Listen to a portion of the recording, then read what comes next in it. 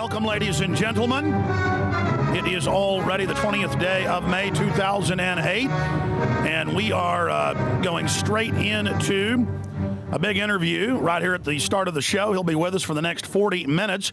He is former Minnesota Governor Jesse Ventura, also Hollywood movie star, Navy SEAL, and so much more. He's also a best-selling author, former TV host on MSNBC. And he was on with us about a month ago, and it made headlines in hundreds of newspapers, the Associated Press, and national television when he came on the show and questioned the official 9/11 story.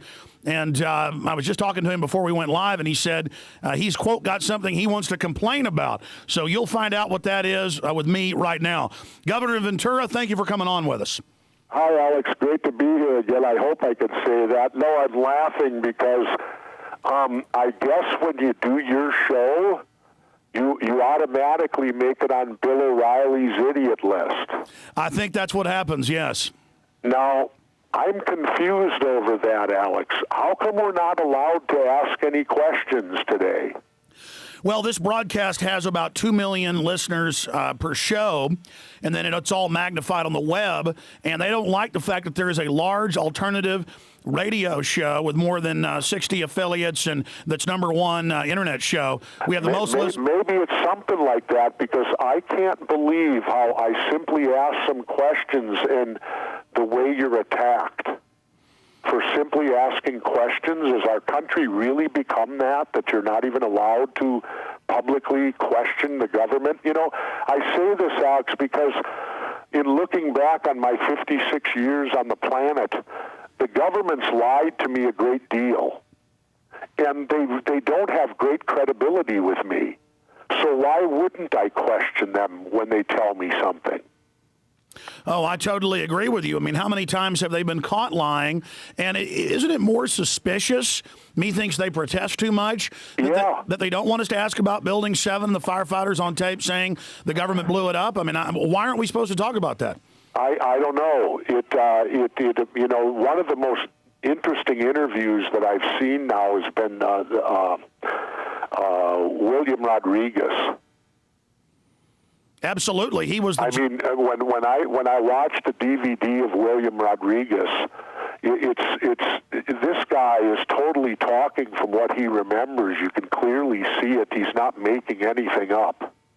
Well, he was there. The firefighters and police say that he stayed in to get a lot of them out when things were starting to collapse. Oh, he's a hero's hero. There's no doubt about it. And when you hear him talk and he tells about what he knows there, how can you not question what went on that day? Well, that was my first question. What do you think of the massive media attack that you have gone through for simply asking a question? They never address what you actually said on the show, and the majority of Americans in polls have the same questions. It's all that you're bad to ask those questions. Well, it's been pretty eye-opening, to say the least. That, you know, if you do ask a question out there, it's like you're not allowed to today. And that's what really troubles me the most, is this attitude.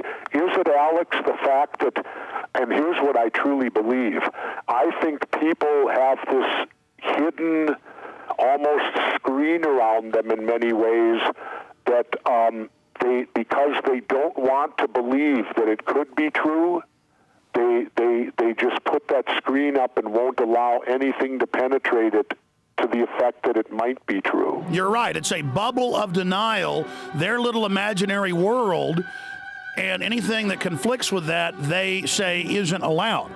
Yeah, it really is that way.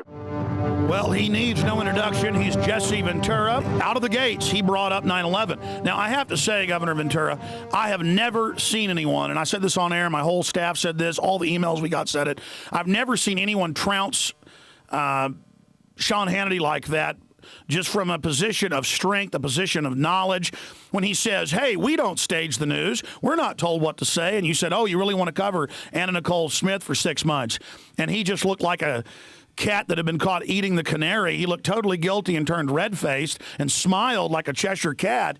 I mean, it's asinine. It's come out that the Pentagon's planning propaganda.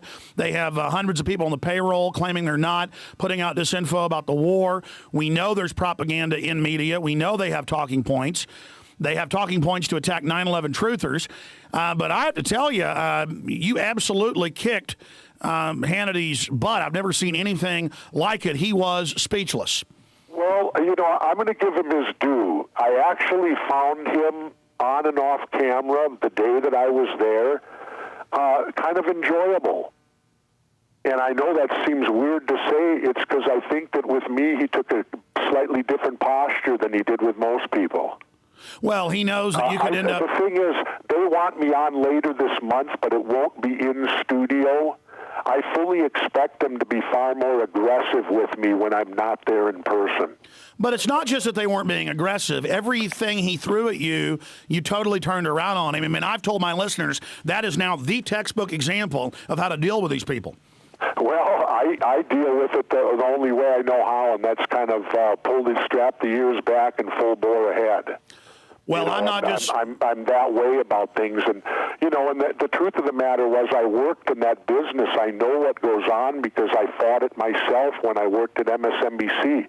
Every day they would send me down the topics they wanted on the show after telling me that my show I could have complete control of. Well, there were topics that, yes, I remember distinctly. The one was the murder in California of the pregnant girl. Yes. And, I mean, that's important to California, but there's 10,000, 12,000 murders a year that take place. How is one more important than another in this country? And those are local stories that should be dealt with local media. They are not national stories, nor should they be made national stories. They're National Enquirer stories. Well, we know what they do. They do those strictly to get ratings. I was about to say, and it fills up the news time with these issues that don't affect the power brokers. Meanwhile, there's no time to talk about how 3 more U.S. troops died today. Yeah, exactly. They fill it up with this gaga baloney. And the bad part is we as a culture are accepting it, but hopefully the listeners that listen to you and the internet are very dangerous to that because it's becoming more and more powerful all the time.